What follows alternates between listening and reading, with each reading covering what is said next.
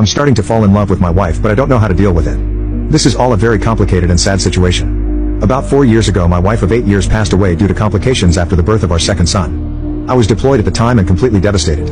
After flying home, I felt that nothing would make me happy again. I asked a sister of one of my Marine buddies, Cass, to help me out at home. She had been friends with my wife and she agreed in exchange for a place to stay.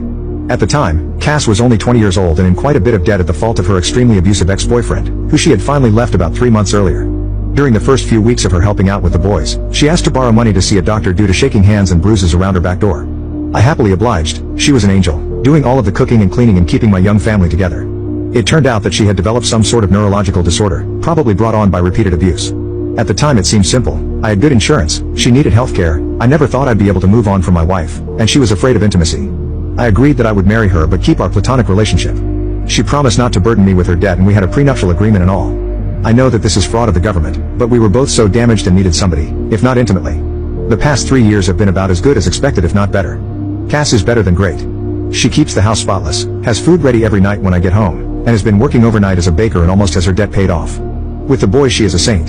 She tells them about their mother, shows them pictures, takes the places for fun and even taught them how to read. Sometimes the 4-year-old calls her mommy but she shushes him and reminds him that name is Cass and that mommy is the angel whose picture is above the fireplace. Once her debt is fully paid off, the kids are in school, and she saves up a bit of money, she is going to go into a nursing program. Our relationship is still platonic but very caring. I've cried on her shoulders more times than I can count and she's done the same. She seems to understand me whenever I'm hurt, upset or angry. The problem is that I think I might be falling for her.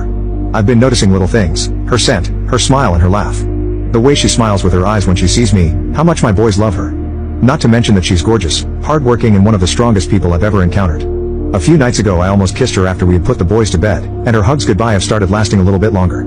The other day she was taking a nap in my bed and I wanted to join her. Not have intimacy with her, just lay with her and hold and kiss her. I don't know what to do, or how to even bring this up. It's been 4 years since my wife died. I was thinking about asking her to get dinner, just the two of us and bringing it up. But what if she refuses? How can I gauge her interest? If it means anything, the other day she was having a hard time with the boys so I brought her home some of her favorite flowers. She was extremely giddy and gave me another lasting hug and a quick kiss on the lips.